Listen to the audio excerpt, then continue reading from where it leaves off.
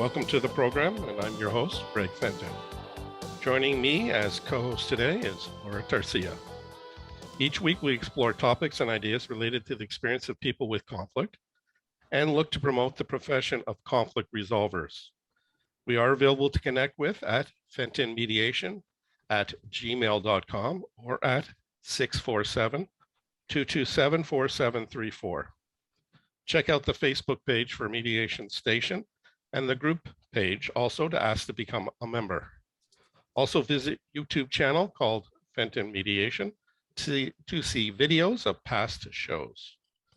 Listen to podcasts at Mediation Station on SoundCloud, Apple Podcasts, and Google Podcasts. Please follow us at our Twitter account at Fenton Mediation. Let me share about the practicum for accrediting Ontario family mediators. There is another option available for individuals looking to become accredited as a family mediator in Ontario. Ontario Association for Family Mediation, OAFM, is now providing that 60 of the 100 hours of practicum experience can be completed using simulated cases. The final 20 hours of the practicum must be completed with real clients.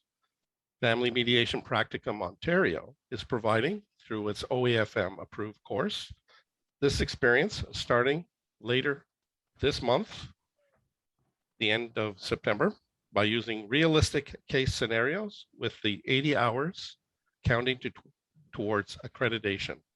All classes are online with real-time feedback. For more information, you can check out the webpage familymediationpracticum.pccs.ca.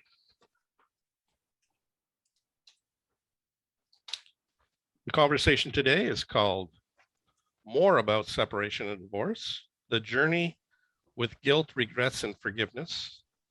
As I mentioned, with me is Laura Tarcia as a co-host. And with us for conversation is Dana Vladescu, and she'll be shortly joining us. The program is live each Sunday night from 8 to 9 p.m. Eastern Standard Time, through Zoom, of course. We will engage in conversation with everyone attending, able to listen and watch the conversation. Microphones and webcams will be closed. And if anyone wants to contribute anything, there are two options. One is to see the chat icon as a bubble at the bottom center of your screen for you to click to then type in a comment or question and then click to send. Or you can click on the reactions icon that is also located on the bottom center of your screen. Then click on the hand icon within that for us to see that you want to speak, and we will open your microphone only for you to speak, share your comment or question, and then we will close your microphone once again. The show is being recorded for both video and audio purposes that will be uploaded for public access on SoundCloud, Apple Podcasts, and Google Podcasts afterwards. So today, we're continuing a conversation we started last month. This is called More About Separation and Divorce, the Journey with Guilt, Regrets, and Forgiveness. Hi, Laura. How are you? I'm very well, thank you. Hi, Greg. Hi, Dana. Hello. Hello, Dana. How are you doing there? Good evening. She's waiting patiently, I see. Absolutely. So we did have a first conversation the first Sunday of last month. And, we decided that at that time, there was enough of meat, we'll call it, within the conversation that we didn't get to further deepen and explore and open up for more understanding. What are your thoughts, Dana, with regard to the first conversation together? Yes, thank you, Greg. Thank you for the invite again. I recall we had a very fulsome conversation. We had discussed, we have touched on guilt, regret, and a little bit on forgiveness, but when we talk about separation and divorce, there are such a multitude of emotions. It's very difficult to touch on everything. So I'm very excited about the conversation tonight, and I'm looking forward to continuing the conversation. Laura, what's your perspective? It feels like a quiz. I don't even remember what we talked a month ago. Do you remember what you talked about earlier today? I don't even remember what I ate earlier today. I think, I mean, I agree with Donna. It's definitely something that we can speak on for hours, if days on end. I like that we decided to have a part 2 of this because it is an important topic, and I feel that it is prevalent throughout most of our mediations and most divorces and separations. So I forget even the mediation, but I'm talking about just the separation itself. It is a pretty dominant feeling, emotion, and it's important that we can talk about it, and it's important that we can touch on as much as we can, given the time. So let's delve into it some way. That the journey the first time was on guilt to regrets to forgiveness, and as Dana referenced, that we didn't quite get into the depths of the forgiveness piece, and there's much more to unpack with that. And everybody's situation of a couple that transitions from being together to being separated to being divorced, goes through it differently than each other. Many times it does end up with forgiveness. So what is meant by forgiveness? Anna? So forgiveness, I think forgiveness means different things to different people. So in my experience, talking to many people, I think it's important to ask the individual, like, what does forgiveness mean to you? How does it look like? What do you want to achieve when you say, I want to forgive? The other point I would like to bring to this table for us to reflect on is a reminder that forgiveness does not mean that what one is going through, the pain, the suffering that one is going through, does not matter. It matters.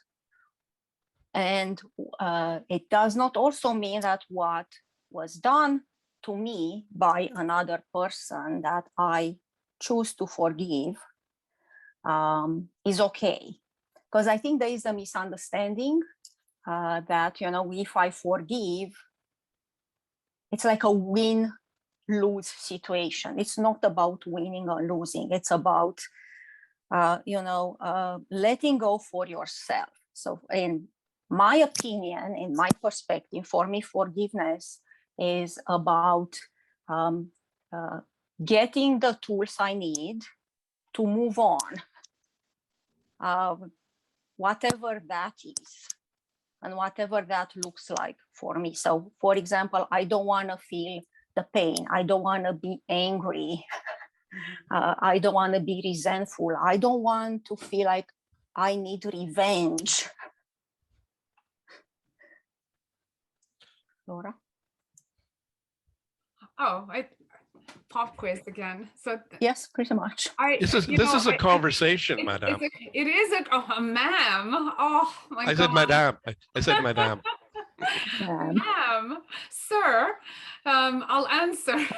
So, as Donna is speaking, I do think it is an important duty to make sure that there is a distinction being made between the forgiveness itself and what we've seen or we've heard as being associated with. So Donna, absolutely correct. We've heard this a lot. I've actually heard that forgiveness is also a sign, some perceive it as a sign of weakness.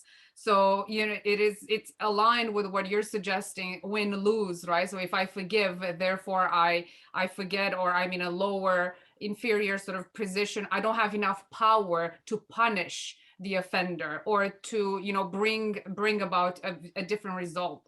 So it is a misconception that needs to be clarified. And I think and I'm hoping we're going to talk about this. I did read a couple of studies too, but I think mainly we are forgetting, or we are misunderstanding some of those connections, and then we are also forgetting that forgiveness is not about necessarily the other person. It is about the benefit to oneself.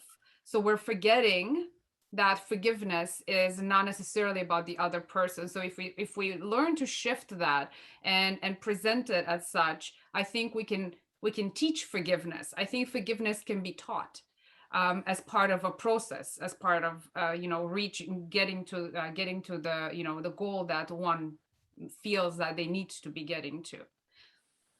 Yeah, I was going to ask for discussion, who is forgiveness to benefit? The person asking for forgiveness or the person looking for forgiveness, which might actually be the same person. Like if I'm in a situation and I feel, quote, forgiveness is important as part of the relationship, am I considering the other person to forgive or to forgive myself? I think it depends on the situation, Greg. It feels like a riddle. It's a riddle. It's a riddle. Yeah. Donna, there is no one answer to that. Well, I mean, this will be my answer to many of the questions. I think it depends. Depends on the situation. Okay, because I mean, forgiveness and in any forms the individual defines that forgiveness usually benefits the person that is offering it.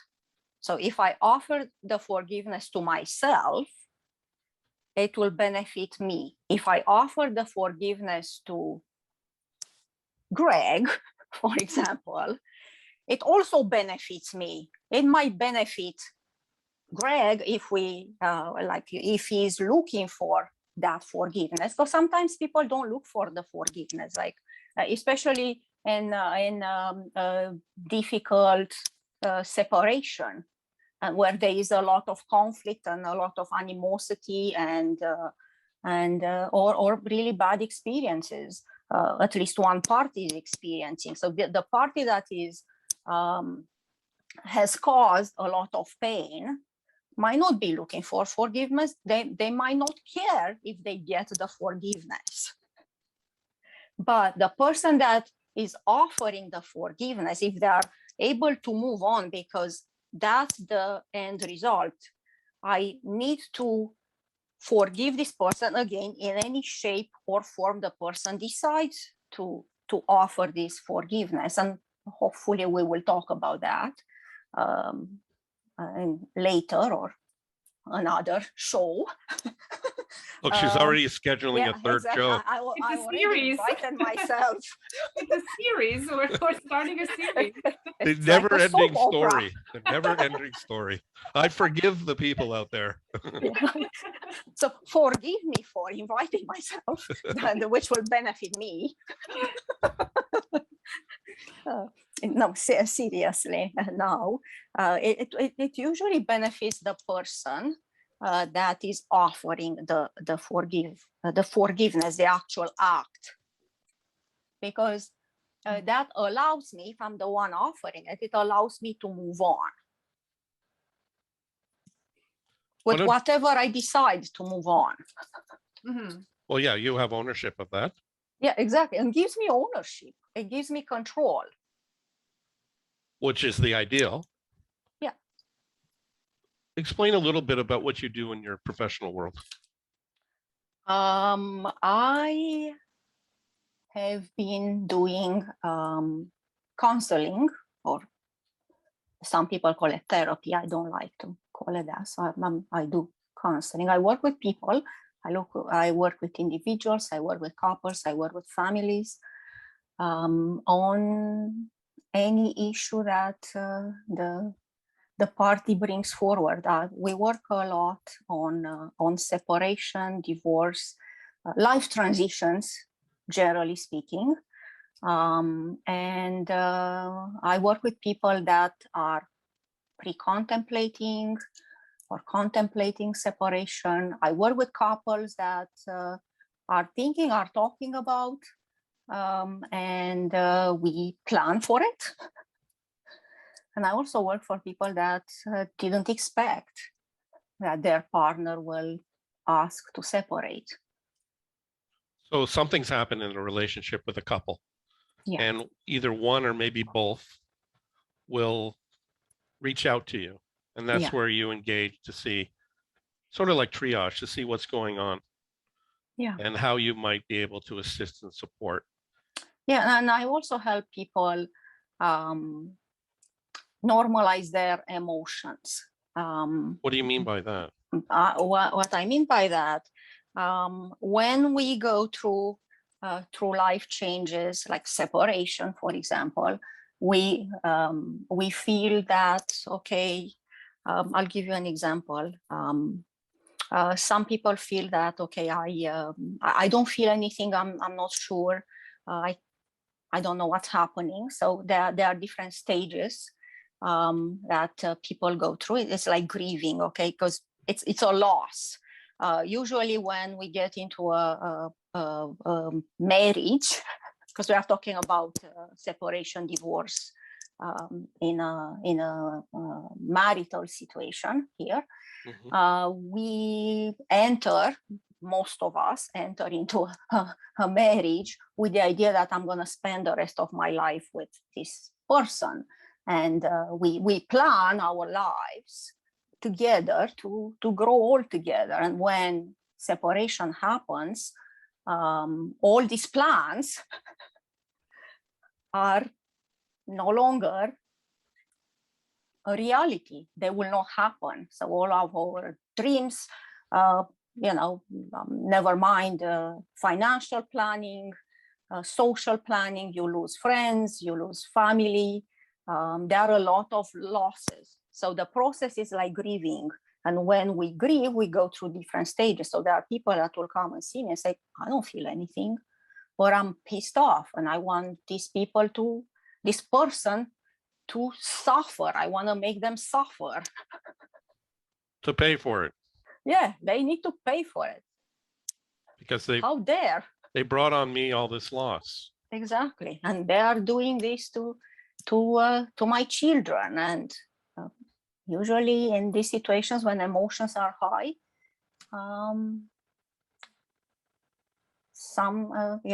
the rational side of our brains is not there. So that's the point of reaction relative to response. Yeah. People tend to react in the moments of high emotional stress or anxiety. Yeah. They're not necessarily. And sometimes, Greg, what's happening? So the normalizing is like, okay, I don't feel anything, or I'm angry, or I'm agitated, or I feel depressed. I cry all the time. I cannot stop crying. This has happened.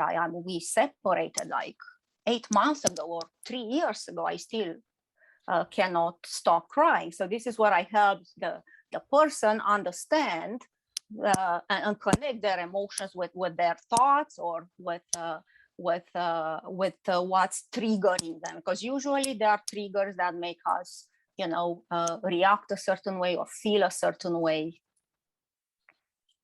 And that's what you're referring to when you talk about normalizing. Yeah. It's the thing, you're not alone. Exactly. These are lived experiences. There's nothing wrong with you. Exactly. It's natural. You don't have to feel sad. You don't have to feel happy. You don't have to pretend. Go with your emotion. Your emotion is based on your personal experience. And there's nothing wrong with that. There is no script on how to get through separation, or I didn't find one in 20 plus years of practice. If anybody has one, I would like to see it. Well, that's what I was throw it in the garbage, Greg, because why? Because if there is a script, so the script will not apply to. I talked to hundreds, probably thousands of people. There is no single script that can be applied to 1,000 people. To all situations. Yeah, exactly. So then what does forgiveness sound like? Laura, you want to take that one on? What does it sound like Yeah. verbally? Yeah. How would one ask or show forgiveness Or express it or express it? or display it, maybe even. Yeah. I don't know, like, I'm sorry.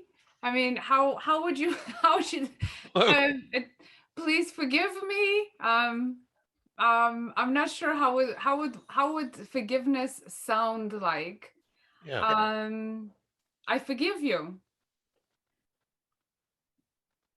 May I? God, please. Yes, you may. Can you May tell I? I've never forgiven anyone? Is it within you, Laura, to connect with this concept? I may have a problem that I'm This- recognizing right now as we're speaking, that I've never been the forgiver. Dana, you might have to have an intervention here Yeah, I know. to do some therapy. I know. We might have to have a conversation about. Please carry on. Everything's I'm totally okay. confidential. I'll be the case study. We jest, of course, Yeah. because we're amongst friends. Yeah, You know, exactly. this is a serious piece, and Yeah. I'm not trying to make light of it. So, Dana, what did you want to say? Yeah, so I think, again, going back to forgiveness, forgiveness is personal. Again, it depends. Okay, I'll start with that. But I'm also gonna say that if it's forgiveness to self, it will look differently, in my opinion. I mean, there might be some common things that we can apply to both self-forgiveness and forgiveness to another person. So what I'm thinking about, and I don't know if this is what you are talking about, Greg, or what you were thinking about in terms of how does forgiveness sound like. I think like from exactly what Laura said, just saying the words, going to the person and doing an apology, okay? Doing it directly, you can do it by phone, you can do it face-to-face, you can do it by Zoom now. Or indirectly by I work with clients where we wrote letters. Okay, so we wrote letters of apology. You could do it by email.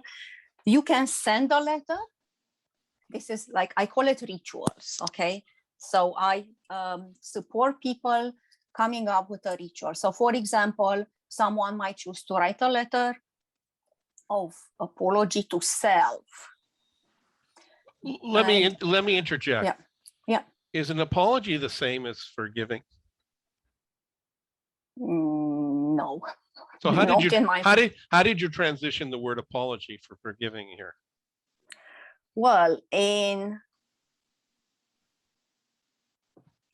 yeah, good question. I don't know. You know what it is? I'll tell you what it is. I think the forgiveness can take the form of an apology, but it does not necessarily involve an apology. Okay, and I think what made me think of an apology is the fact that a lot of people are looking for an apology and the recognition that the other person did something wrong to hurt them.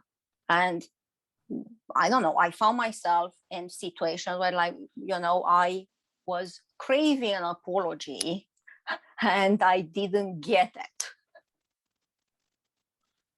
So can a person forgive without apologizing? Yeah, and this is part of the forgiveness. Okay, so it's like forgiveness is also accepting that you are not going to get an apology and you can move on, accepting. Again, we are getting to acceptance, which is a stage of forgiveness. That I'm not going to get an apology. But I choose to forgive this person for my benefit. In order for me to move on, I choose to do that. Is this making any sense? Yes. Yes. Greg is like, no, I don't know what she's talking about. It does make a lot of sense. It is an accepted sort of custom that one would want an apology or a sorry, from a perceived wrongdoing from another person. But forgiveness is a tool that you can use whether you receive that apology or not. And it shouldn't be contingent upon the apology. Whether, we crave it, yes, whether we get it, then, that shouldn't stunt the process of forgiving. I'm thinking that with forgiveness, that it could be either for the person on the other side, if you want to call it, you present that you're forgiving them, or you forgive yourself. For me, apology seems to be more about the other person. Am I apologizing for my own behavior, or I'm presenting an apology for the benefit of the other person? So one is more focused on another person, the apology piece. And then the forgiveness can be, depending on the situation, as you said, it depends, for another person or for oneself. I forgive myself, or I forgive you. And then we talked, I think, a little bit last time about the distinction with acknowledgement and apology. They're not necessarily the same thing. Yeah. In mediation, we use a lot of acknowledging. It's not about apologizing for something. It's just a form of recognition in some way, presenting that people have value, that you're raising to the conscious level, that in some way they're being valued by you. Their views have value, and their perceived whatever it is valid because it is valid to them. Right. And that ought to be recognized or acknowledged in some form, in order to move forward. I do feel that it's a little bit different than the process of forgiveness. It's a different course, because in the acknowledgement process, I think one needs to hear a specific acknowledgement in order for them to move forward. In the forgiveness process, it's more, it's about self. It's not necessarily about acknowledging anything else about anyone and of anyone's view. So that was my input there. I don't know if I made it very clear, but I do feel they're very distinct in terms of how they move forward, what they achieve. Yeah, their purpose, their intention, how they contribute to the situation and to the individual themselves in relation to another person. So forgiveness, how does that contribute? Let's just say a scenario where there's been an extramarital affair, and somebody has strayed and had this relationship with someone else, and this has impacted the couple, provided that they end up separating and are really seriously contemplating divorcing. How might forgiveness play a role here?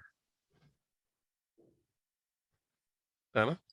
Okay, so I think the end result of forgiveness is the ability of the individual or the individuals, the couple, to de-engage emotionally, so take care of their emotional need or needs, and move into a proactive problem solving. I call it problem solving. It doesn't mean there is a problem, but usually with separation or in the separation process, couples need to take care of things, and if they are stuck on the emotional roller coaster, and I mean, Laura can talk much more about this in her mediation.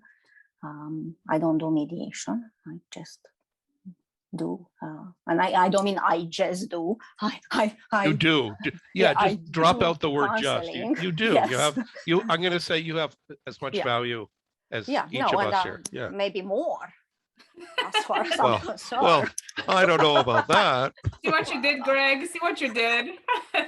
It's okay. It's about acknowledging her and feeding her It's ego. like I acknowledge my skills and talents. I'm kidding, right now. This digressed into something else. I apologize. Well, we don't forgive you. But that's okay. It's your choice. No, I mean, this is actually raising to the conscious level much more. Yeah, people, when they separate and seek to divorce, they have to make concrete decisions. They have children, they have to talk about a parenting plan. They have to organize a schedule, a decision making, who's going to do what, who's going to be responsible for this, if there's property. That all has to be sorted out. Those are concrete tangibles, we'll say. What's the implications for people to be able to do that clearly in in a manner that really communicates precisely what they want? Because the emotions, as you talked about, Dana, can get in the way of people making rational decisions. And so if something's happened, i.e. an affair, that might impact people's going through a process. Like, Laura, what can you say about that?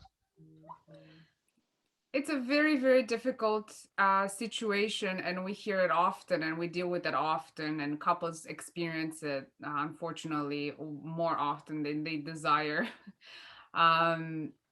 Well, I had and I have an example for how that can permeate the decision-making process. So when you're talking about having to make a decision with your spouse, with your ex-spouse, and there's still hostility, or there's still anger, or there's no forgiveness, however that looks like to them, then it does permeate the way that one approaches a topic. So one example, and I think I spoke to you a while ago, Greg, about this example, and I don't know if Dana knows that too, but I think I brought it up a couple of years ago. So a couple, when everything was, they were negotiating child support, they were negotiating, parenting, they were negotiating everything that has to do with their property to divide. Everything was going very well, very well. So they were aligned, in terms of values, in terms of, post-separation belief system, in terms of how they're going to raise their children. Everything was great, and as great as it can be in terms of making a decision together collaboratively. And then the spousal support topic came about. So during the spousal support topic, there was a very uncomfortable, it was palpable. It was, in one of those times when we're still in person, so you can really feel, the tension. You can cut it with a knife, so to speak. And the difference in between, the spousal support amount or the duration, it was not that much. We're talking about, a difference. She wanted 8 years of spousal support. He, I think he only offered 6 or something like that. And they became extremely positional. So something shifted completely from their collaborative approach on all the other elements to something very, very positional. So, we are really almost, putting our arms up and say it's 2 years, right? I mean, it's not that much to us, right? At all. Like, of course we didn't do that, but when you think about it, you take a step back, you're not talking about a very large duration. So we allowed for a moment of silence. So at that point we elected to just let for about a minute, which a minute, when there's tension, a minute can seem like a lifetime to be in silence when there's a lot of emotion. And after a minute, the husband turned to the wife and said, "But you cheated on me."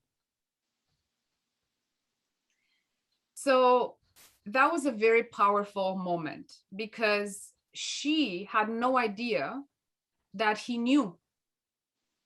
That was the first time that she got the acknowledgement from her from that she knew, that he knew, and that was the first time that, you know, he uttered it to her. So apparently, so, you know, what we said, you know, in that moment, you know, we said, okay, you know, then maybe we need a break, we need to take a pause, and you know, should we talk about this?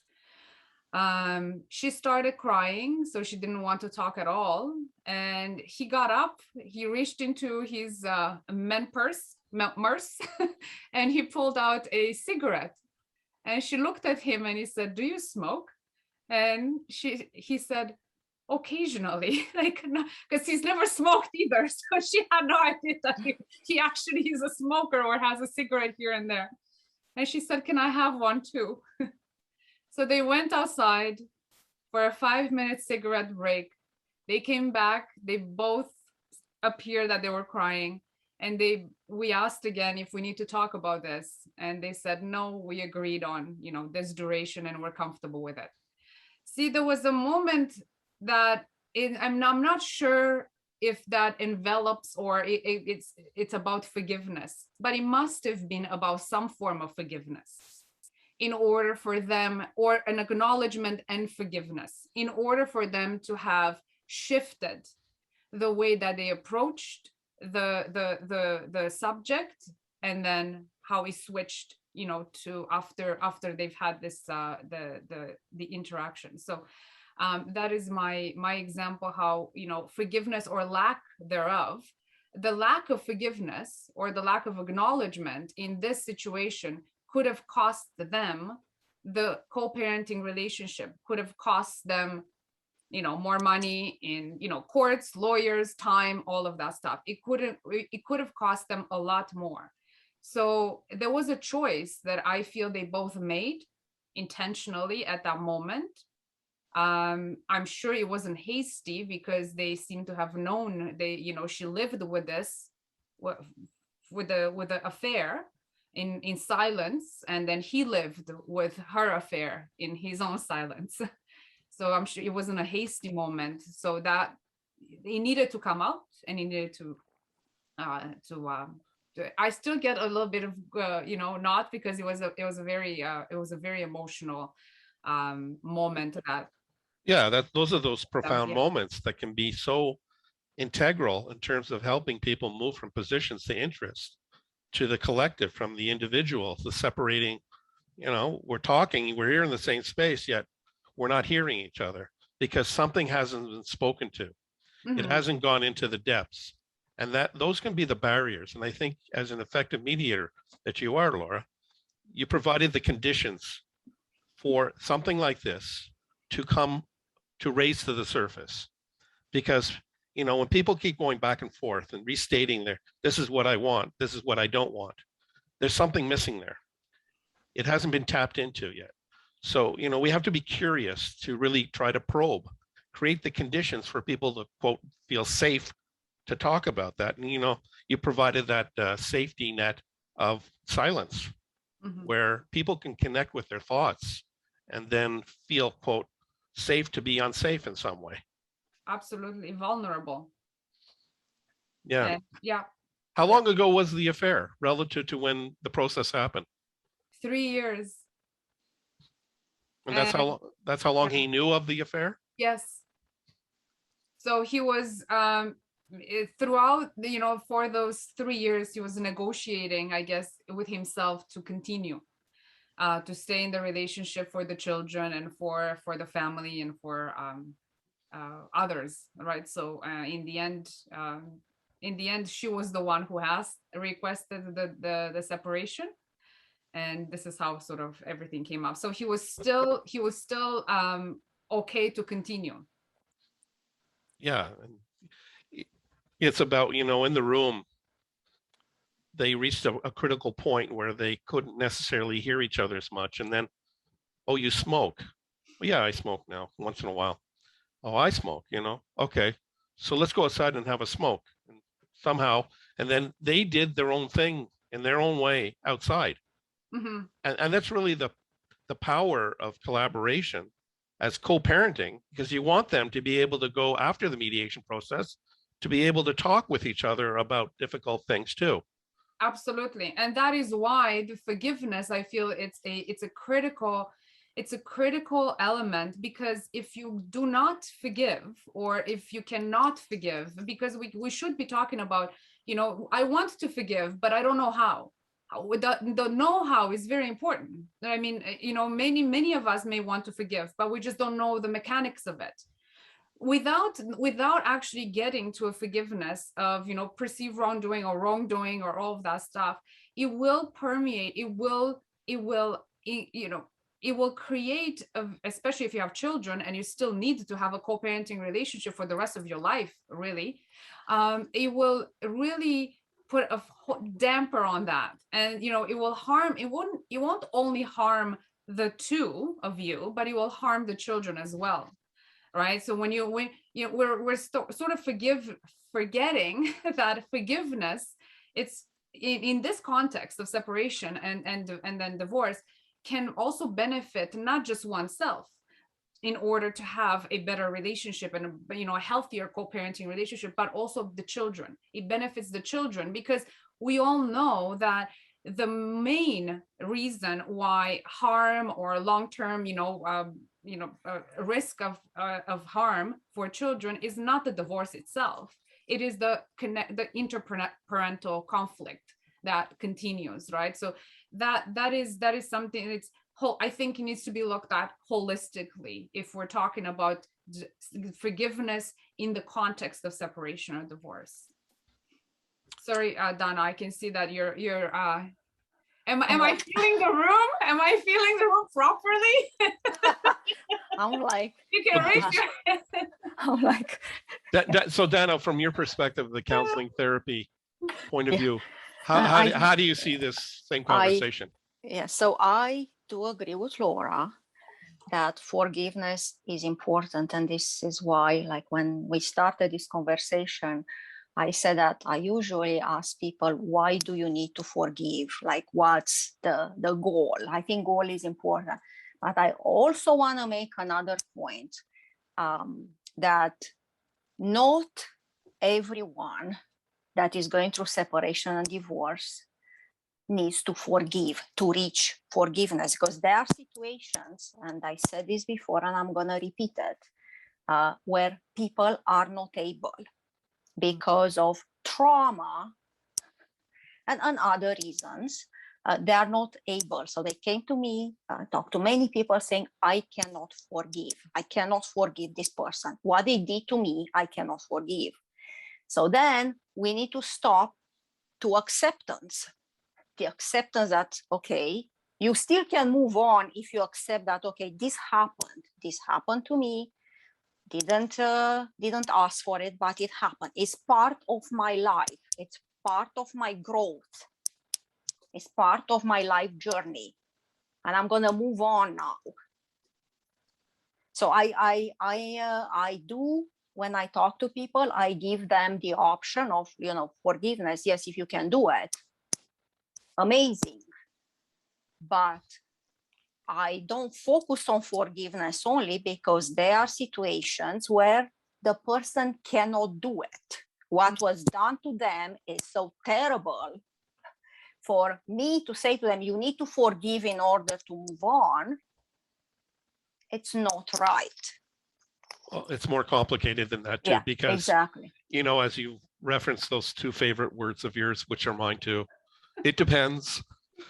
It's about the past. Of course, though, it's about the present, because you're in the presence of the person that may have caused this trauma, this harm, who I think you have to sense there's some openness for that person, that they can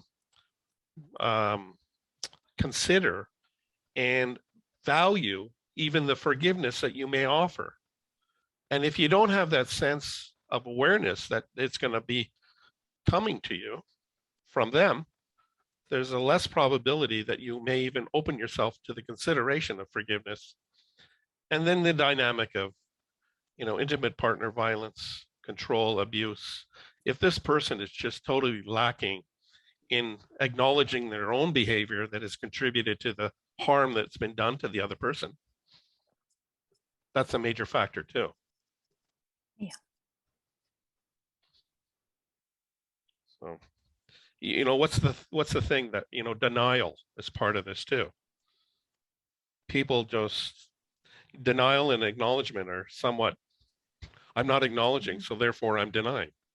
I'm in a space of denial. I mean, Yeah. connection If of that's those? what protects me, like I'll be in denial because it's a protective mechanism. Like, I don't have to deal with it because it's too painful. Or I'm not prepared to do anything about it. And sometimes people don't realize they are in denial. Like, I mean, that's my job to help them figure out, what's happening. And in many, many situations, people are stuck.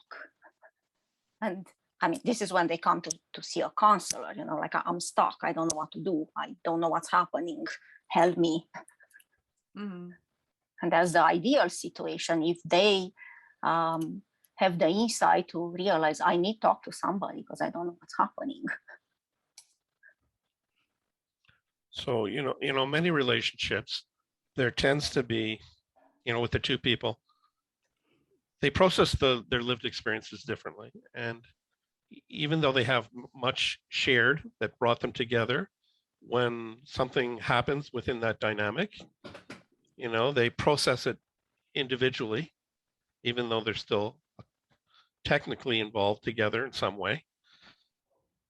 So there's the lead. I think we talked about this a little bit last time. There's a person who takes that lead in making the conscious decision to end the relationship. And we could say that person is more in acceptance of the situation.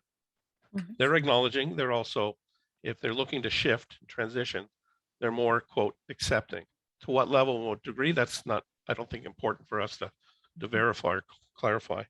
So why do people still feel guilty in ending the relationship?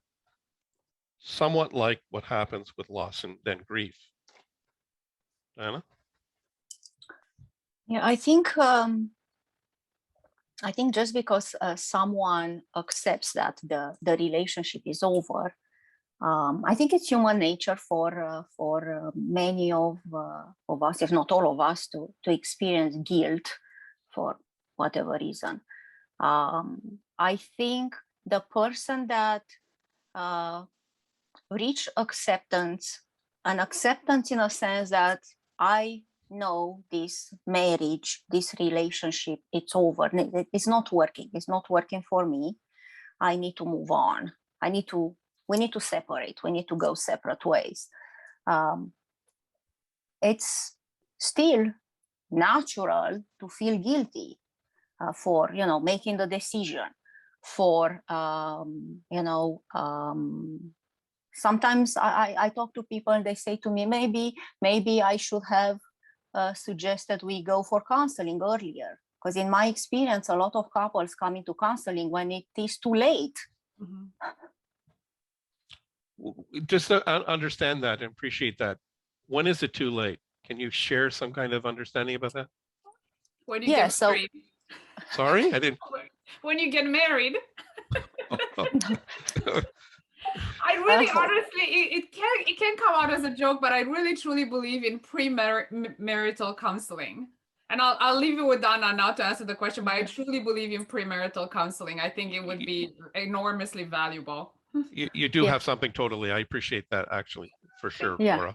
And I completely agree with you. I used to do marriage prep for couples getting ready to get married.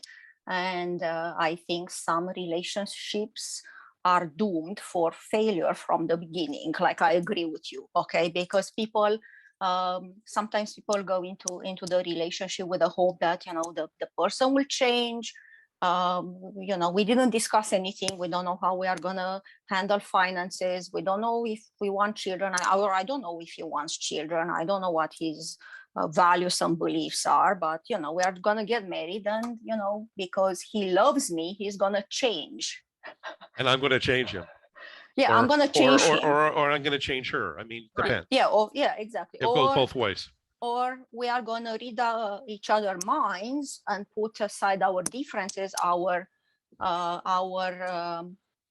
fundamental values and beliefs, which they never change, by the way. And this is gonna work, you know. So when's it too late? when it's too late, Yeah. I think it's too late when one party or both parties manage to detach from each other emotionally, and already accepted that you know, this relationship is doomed. So they are not prepared to do any work. They are not prepared to take any ownership over what happened. And I mean, I'm not going to talk about infidelities because that's a very complex and complicated element. People, couples do survive infidelity, like the relationship can be repaired. It depends to what extent the infidelity and how long and other elements, but I'm not going to talk about that today.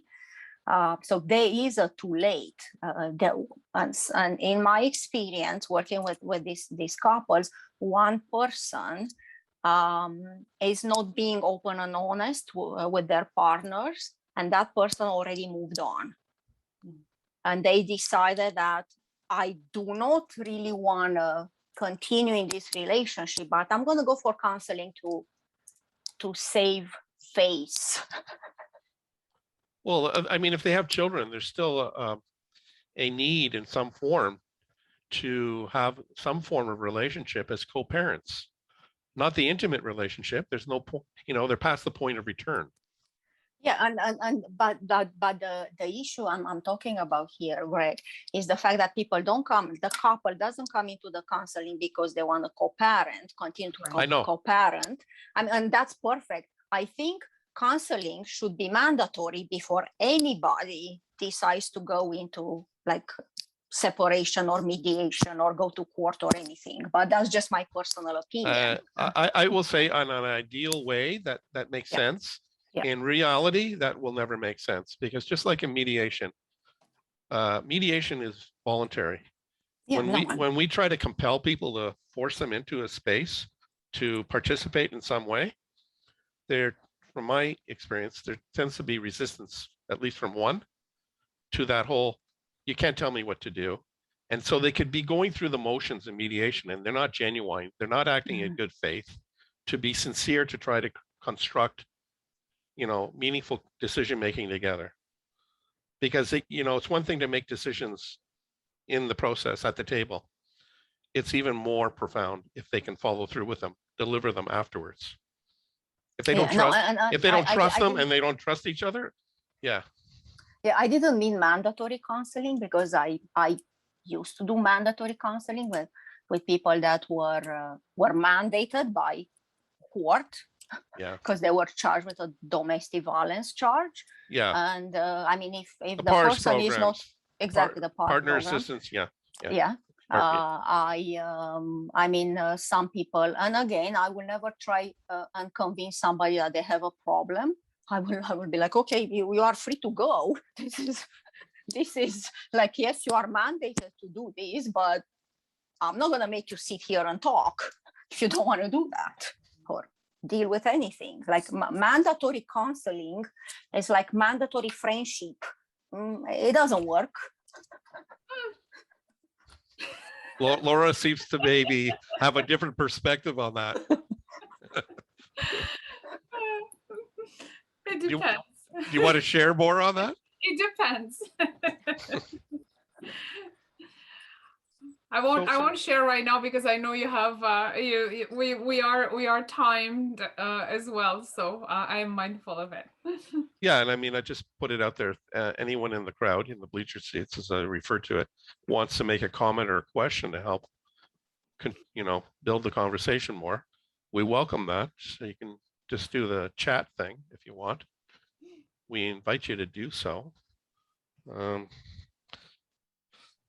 So what can you share, Dana, about for someone who is going through the stage of, let's call it, regret, regarding what did and did not happen in the relationship that has provided for the point they're at. Yeah. Okay, so just a recap of what regret is for the listeners that were not on our first conversation. So regret is about what ifs and I wish I did something. So this is what regret, generally speaking, is about. And we all go there. We all can identify times in our lives when we wonder, what if I did this? Or I wish I did this, or I didn't do this, or I went here or there. I think it's important for all of us to remember that we make decisions with what we have at the moment we make the decision. I'm going to say this again. We make decisions with what we have at the moment we have to make the decision. And if I just add what we believe we have. Exactly. So in the state of mind we are in, we make the decision to go one way or do something else or separate or things like this. It is easy to look back when you are outside the situation or the relationship in the situation of separation and divorce. It's easy for me to look back like 20 years ago and be like, oh, why did I do this? I wish I did this and that. But I have the 20 years experience behind my back. I'm looking in through a completely different lenses. And of course, I can say, oh, I wish I did this. How come I didn't think of that? I think we have to stop trying to fix things that we cannot fix. We made the best decision we could with what we had. So that's one thing. I think the other thing I wanna say, I think it's important to start treating ourselves first with kindness and compassion. And I usually say to people that come to me and say, okay, no, I have regrets, I feel bad, and I end up being so hard on myself. And this is what happens, like when you have regrets, you take it on yourself. So I said to people, okay, if this was your best friend or your child, your daughter, your son, your spouse, the person you love the most in this universe, would you do to them what you are doing to yourself? And usually the answer is no. I'm saying usually, okay, unless I talk to narcissists, and then that's a different story, but that's another program. Well, I think, I wanted to have us, be kind to oneself. And that's why when I posted about the show, I found that photo. Make grace for your place, or make grace to be your place. The grace is be kind to oneself, be compassionate, be considerate of oneself and of the situation. Laura? That's the answer? Well, your thoughts? My thought. Your feelings? Well, I do remember that that's exactly what I had mentioned to you last time. I do feel that we are not kind enough. I think we blame, we guilt, we regret, and it is exactly what Donna is saying.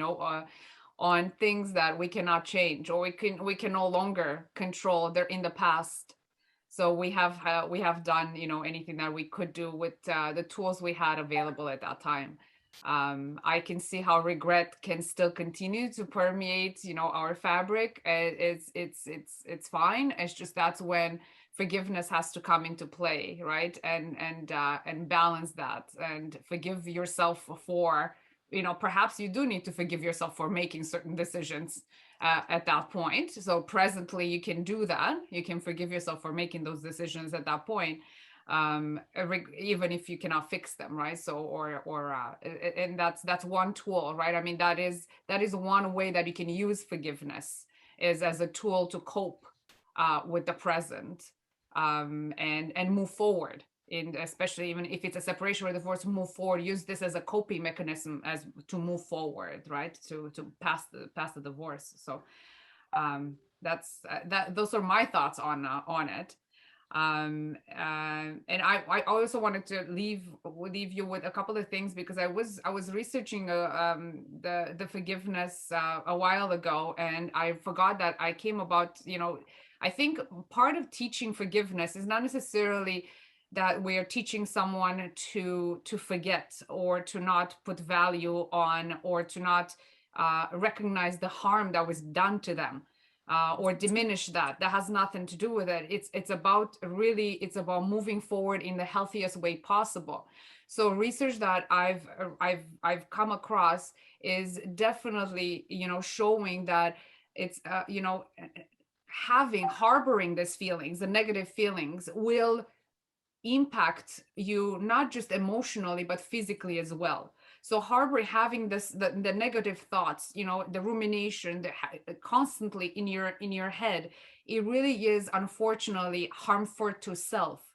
So if we really want to, if we believe that punishing someone else is the course of action because they have done such wrongs, it's paradoxical, because we are punishing ourselves.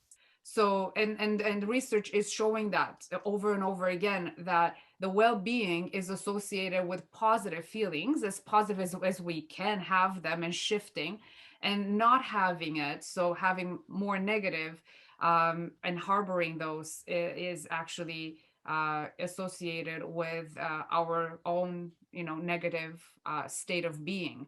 So we're just punishing ourselves. It's a sad statement, but it's a very true statement. Yeah, and go ahead. Go ahead, girl. No, go. Okay, so I like what Laura said. It's so true, and it's so. I think it's so important to repeat it. Like I believe our emotions are connected with our thoughts, and I don't only believe. There is research. Our emotions are connected with our thoughts. So when we feel like guilty, when we are angry, upset, things like this, these emotions are directly connected with our thoughts. So we will think bad things or negative things, or whatever you want to call it. But those thoughts, those feelings are not really connected with the actual situation. Okay, it's the emotions and the thoughts that we basically create in our head that we associate with the separation. And when we change that, we are able to change our behaviors, and we are able to realize that we do have control. And I think control is one thing that people going through separation, especially the person that did not initiate, and they feel like, okay, I didn't have a say into this. This was brought on me. I had no control. These people can realize and can see that, I have control over my thoughts, and I have control over my behaviors. And this is all we have control over. I cannot control, like, I don't know what you're going to say. I don't know how you're going to feel. I don't know how you're going to behave. Like even tonight, I didn't know any of these things. The only thing I can control is myself, my thoughts, my behavior. I can regulate my own emotions. Yeah, you have ownership of that, as we each do. Though sometimes people, in relationships that are abusive, undermining the mindset that the person doesn't feel valued for themselves because they've been, they've been marginalized many ways. Mm-hmm. And so they don't appreciate that they have value for themselves. and that they have worth, and that, with the mindset, you talk about the behavior. It's about also contributing to making positive, productive, healthy decisions, especially when people are in mediation. That's the ideal you want people to be at, the point of, what do you want? What do you want? Well, this is what I want, not what do you want? Oh, whatever they want. You don't want that kind of response, because people are giving ownership up to another person to impact them. And the idea is to present your own perspective and then see how we can move from my position to, or my interest and my interest, to our collective interest, shared interests. And I think too, with the acknowledgement, it can go to extreme too. We can over acknowledge. We can put too much value, you might call it, in situations with regard to another person too, that may undermine our own value. Anyways, any points that you want to share for people who are thinking, their marriage is on the end point? Any thoughts on that? Yeah, how might they process to reach out? Or yeah, I think it's important to let people know, people you trust, okay, not just don't broadcast it on the radio. I mean, you can, if that's something that you want to do, but seek support, surround yourself with people that have been supportive in your life, or connect with a professional and get support, because nobody should walk this journey alone. It's difficult, it's painful, it's lonely, it's not something that I encourage people to do alone. So seek support. One thing that I tell people is to be aware that they will go through a variety of emotions, and try not to label the emotion, because it's very easy for us to say, oh, this is bad, this is good. I mean, this is how we were trained. This is what we learned. It is good and bad. It's, positive and negative, right? We label things. So understand that there will be a variety of emotions. You will go through this. Try and, again, with support, try and stay with a negative emotion. Like what I do with many of my clients, I say, okay, stay with the emotion, and whatever they label negative, with the pain or with whatever. Stay for a few minutes. See that you are gonna survive, because I think the fear is, and I can speak for myself. Like when I was going through grief, and I'll tell you about this example. I lost my father, and I went through different stages, but at one point the pain was so acute. I would go to bed, but maybe 3 o'clock in the morning, and I would wish that when I wake up, the pain will go away, because I thought, and this was my thought, okay, I cannot handle this. I cannot handle this pain. I would rather have this go away or not wake up. And by the way, I wasn't suicidal. I wasn't thinking about that, but the pain was so acute. I felt this is gonna be the end of me. And then I learned to stay with the pain. I say, okay, stay with the pain. Like right now, not right this moment, but I practice. I stay with the acute pain. And I said, okay, you survived. Okay, it was completely uncomfortable. It was the most horrible thing, but you survived. So I suggest to people, and it's maybe it's not even a suggestion, it's a thought. Stay with the pain. I do it with my clients, and for a few minutes, and then there are other things that they can do.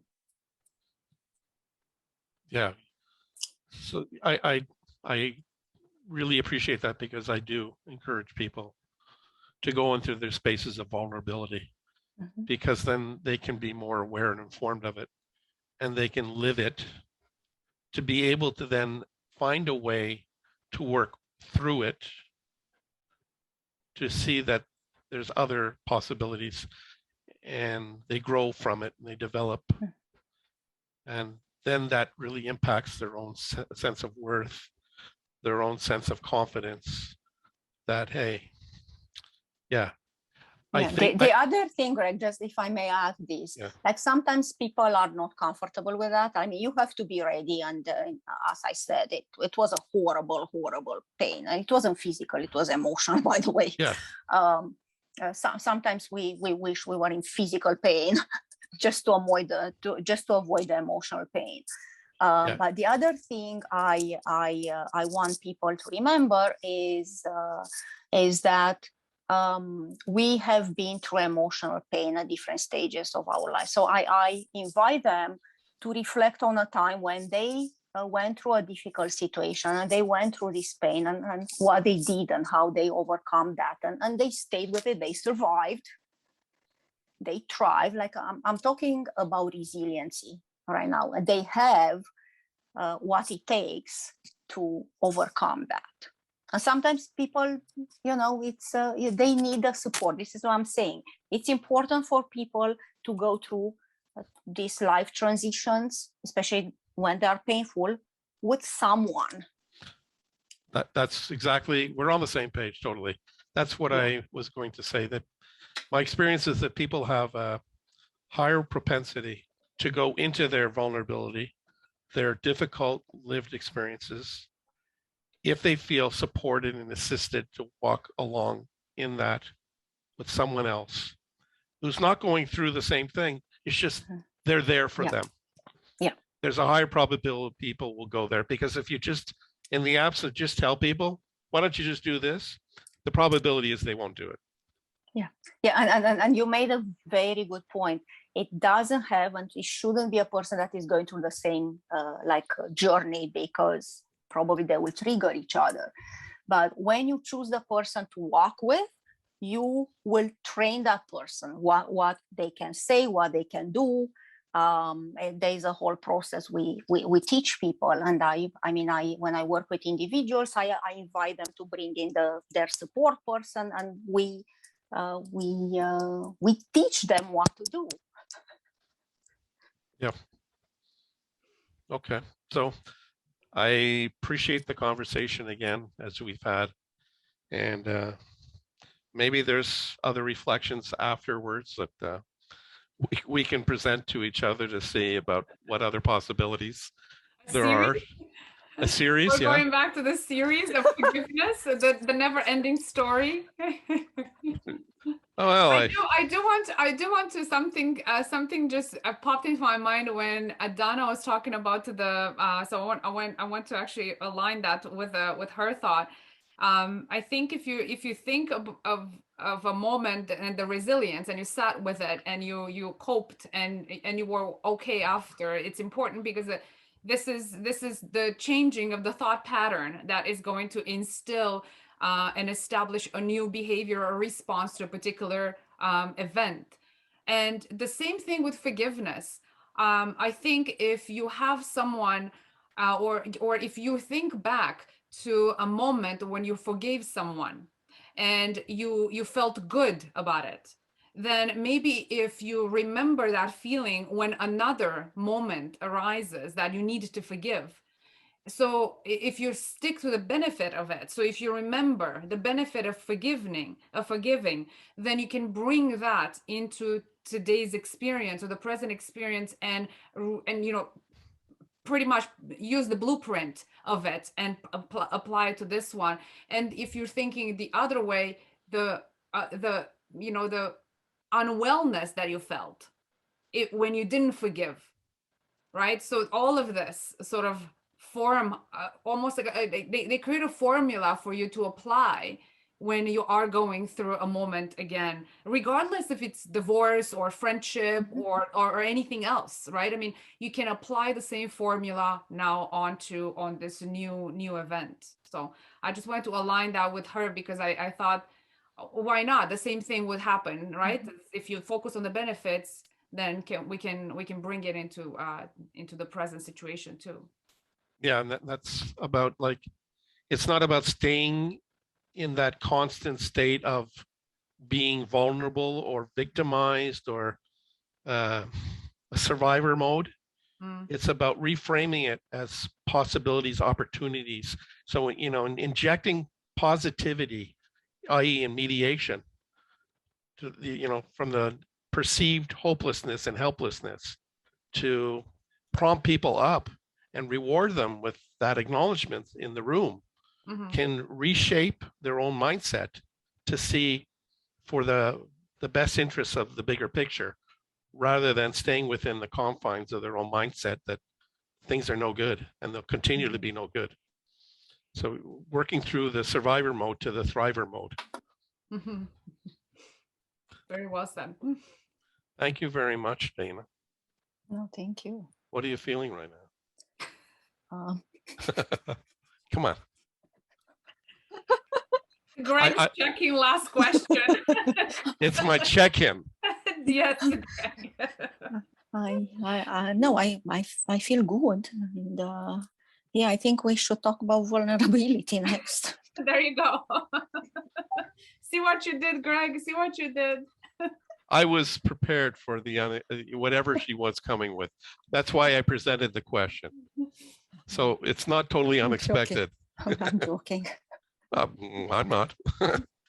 Well, I think, I mean, seriously, I think vulnerability is a very powerful topic that is not well discussed, or it's associated with some kind of a weakness someone has when they are vulnerable. Yeah, being sensitive. Let's take the feelings out of the room. Some professionals do not want feelings in the room. I think that's more about them and their own discomfort with how to process other people's feelings that may provoke something within themselves about their own feelings. So yeah, vulnerability is a power. Sensitivity is a power from my point of view. And yeah, that's an asset. Okay. Thank you for people who have attended tonight, and we'll see you again. Any parting words, Laura? No, I think it was a great, rich conversation. Thank you, Dana, again, and thanks, Greg, and thank you everyone for making some room on this long weekend to join us tonight. And we'll see you next Sunday. Yeah. Thank you. Yeah. Thank you. And happy Jewish New Year as well. So happy Rosh Hashanah. I think it's it's tomorrow. Yeah. Yeah. Okay. Yeah. Thank you very much. Have a good evening, night. And on the other side of the world, there's someone. Also have a nice day there. Yes. Good night, Mama. Thank you. All right. Bye-bye. Bye, everyone. Bye-bye.